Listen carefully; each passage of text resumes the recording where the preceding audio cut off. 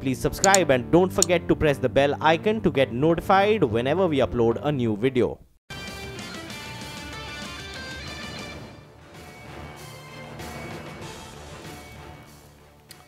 Welcome back. You're watching Power Breakfast on CNBC TV18. Now, yesterday back home on the Lal Street, it was a record-breaking session with the Sensex closing at record levels. The Nifty too rallied over 0.5% to end at near 6-month highs. The Nifty Bank, that is, reclaimed the 27,000 mark, and the mid-caps, after a spate of underperformance for the third consecutive day, saw or showed an outperformance. Mixed cues from the globe. Anisha, what else are you watching on your plate right now? Oh, well, yes, a lot of cues to watch out for. First, I'll start with what happened in trade yesterday. Well, as you mentioned, the Nifty is sitting at a 6-month high, just less than 100 points shy of the record high level.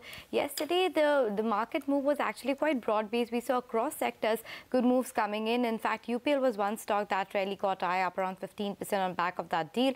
On the flip side, it was HDFC Bank that was causing a bit of pain for the Nifty. That one was down about 1.5%, reacting to the weak or muted set of numbers that came over the weekend. India Wix also was down about 3.9%, aiding the sentiment a bit. And even if you look at the cash volume market data, it looks positive because the FIIs as well as DIIs have a net buy figure. Now, FIIs, for example, have bought around 260 crores yesterday in the cash market, while the DIIs, they pumped in around 125 crores. Now, talking about the cues for today, the global markets, well, the cues are a bit mixed. As far as the US screen is concerned, we saw positive move when it comes to the technology stocks, and that's the reason that S&P and Nasdaq ended anywhere between 0.2 to 0.3% higher. Dow underperformed a tad bit, was down just by around 14 points. But as I mentioned, Alphabet was up around 1% in trade. Even Facebook was higher by around 0.6%. In fact, after the bell, Alphabet saw a move of around 4% on the upside, and that is because the earnings came in better than expectations. And the expectation is that on Tuesday, the technology stocks are expected to do better. Remember, there are a lot of technology earnings lined up for the week, and the expectations are high. Other than that, yes, the upside was a bit capped because the trade war fears still linger. The investors are watching out for earnings because, yes, it is still early in the quarterly earnings, but the overall poll suggests that over 80% of the companies have reported a beat as far as it goes against the expectations. Another thing to note is that GDP is expected for US, and yes, there are a lot of murmurs that the expectation can be anywhere between 4 to 5%. So we'll wait by for that on Friday. The yield on US Treasury is also to note for because that has reached a level of 2.96 level. Other than that, Asia, yes, it's off the day's high. Japan is off the day's high because the flash manufacturing PMI came in at a 1.5-year low. But the early rates from Shanghai and Shanghai tell you that they are trading higher. Hang Seng, the last time I checked, was showing an uptick of around 100 points. XGX Nifty, when we started off the show, was suggesting a downtick of around 17-20 points. Now it is just down about 5 points the last time I checked. But the most important cue, Manglam, for our market remains the earnings, and a lot of important earnings reaction as well as earnings lined up for the day today. All right, Anisha. So a lot of stocks which are lined up in terms of earnings today. What are you watching out for? What are the other stocks that are on your radar? Yeah, so talking about the results that are expected today, as you were talking about, Asian Paints is the big one. Other than that, Symphony, Hexaware, ICICI Pru, Century, as well as Inox Legend, Kajara Ceramics, just to name a few, are expected to come out with numbers today. A lot of the companies reported numbers post-market hours yesterday. ACC, for example, came out with a strong set of numbers. The volume data was strong when it comes to the cement business, and that is what is driving the top line, is what Nigel tells us. The capacity utilization improved. Now it stands at 89%. And also the fact that the valuations are a bit supportive should really impact the stock move today. On the flip side, when you look at United Spirits, year on year, the number looks really strong. And that is because there was a low base of last year. But on quarter-on-quarter basis, there's not much improvement. The profit is down 53% quarter-on-quarter. And even the volume growth came in at 13% versus an expectation of 16 to 17% volume growth. Hindustan Zinc, the numbers came around dying hours of trade yesterday. The top line missed the estimates despite higher realizations, and profit is also a miss given the weak operational performance. V-Mart, a largely inline set of numbers. The revenues up around 15%, profit up around 10%. But as you were talking about, the valuations will be the important thing to watch out there because that one also has been a big mover in the year. Delta Corp, good set of numbers continue for this company. Top line up 46%, profit up 86%. L&T Tech, a better than expected number with the dollar revenue growth of around $169 million versus the expectation of 165. India Bull Ventures, strong set of showing there as well. Net profit almost doubled to 900 crores and a solid growth on revenue as well. Other than that, we have Syngene International, which says that they are looking to expand the scope of R&D collaboration, and they're setting up another particular unit for that. So that should be in focus as well, Mangalam. Now, many Indian banks, they've signed an intercredit agreement. This happened yesterday in a bid to strengthen the lead banker in a consortium loans, as well as to fast-track the resolution process for stressed assets. This agreement became necessary after the RBI circular in February did away with the Joint Lenders Forum. This ICA or intercreditor agreement was also one of the proposals of the Sunil Mehta panel formed recently to push for an NPA resolution. In fact, our colleague Ritu caught up with Sunil Mehta himself. Listen in to what he had to say. There are about 210,000 crores of stress assets which are below 50 crores as of March 31, 2018. And there are about 310,000 crores of stress assets between 50 and 500 crores.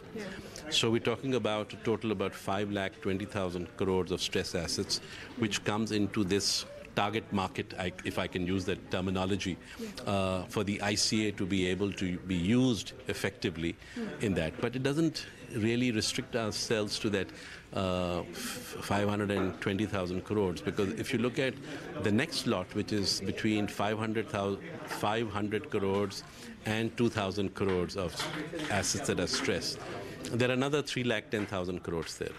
So I think if partly that can be used there for resolution, the intercreditor agreement, I think we would have achieved our objective. How does this align with the Feb 12 circular? I understand there were some concerns regarding, getting 100% creditor approval as the spirit of the Feb 12 circular says. How will that be achieved with only 66% of the creditors assenting, being part of the regulations of ICA? So, as I mentioned to you earlier, that the formulation of the intercreditor agreement was on the basis of the February 12th, 2018 circular of the Reserve Bank of India. And in letter and spirit, also in spirit actually, the letter we can't sort of replicate the IBC in this, but so we felt that what the IBC process does outside the banks, why don't we have a process inside the banks, which can then sort of, the resolutions can take place within the banks itself. So that was the intention. And if you read our the intercreditor agreement, the preamble of that clearly indicates that this is aligned and completely in consonance with the February 12th circular. And it's what we call the framework. If there is any change, either by the Reserve Bank of India or by any other regulation which needs to take precedent over this contract, then that takes precedent over this contract itself. So a word on the entire Sashakt scheme as well. I mean, ICA is the first step. What about the AMC, AIF? People want to know if, being able to secure funds to start that, and how soon do you think that could come into operation? Having dealt with the intercreditor agreement in this short time frame, I assure you that the AMC AIF will also move very expeditiously. Now that we can sort of give this responsibility for the banks to sort of move forward on the basis of the intercreditor agreement, the committee will focus on getting the AMC and AIF up and running. We also caught up with India's top bankers to understand what they make of this move. Hear out their opinion. No, this is one important step in the direction of resolving the bad assets or stressed assets. Right now also we are trying to build some sort of consensus, even in the absence of an agreement. But there was no basis. After 12th February framework of Reserve Bank of India, with the GLF being discontinued, then there is some framework which is needed, and that is what was felt by the banks, and that is where this idea of intercreditor agreement it emanated from that. And you need certain ground rules for operating the assets and the decision making.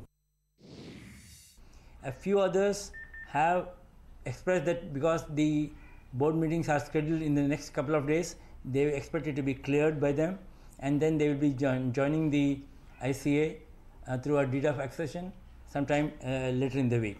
So I think by the end of the week we expect almost a large number of lenders to be on board. All of us seem to be thinking that the entire thing is only because of February 12th circular. Yes, maybe it is. That has been the cost for this agreement. But this is for all stress assets going forward. So even if an asset becomes stressed, say in July or August, then the same thing can be applicable. It's not necessary for this. Therefore, it will be some sort of a master agreement for all resolutions under this going forward.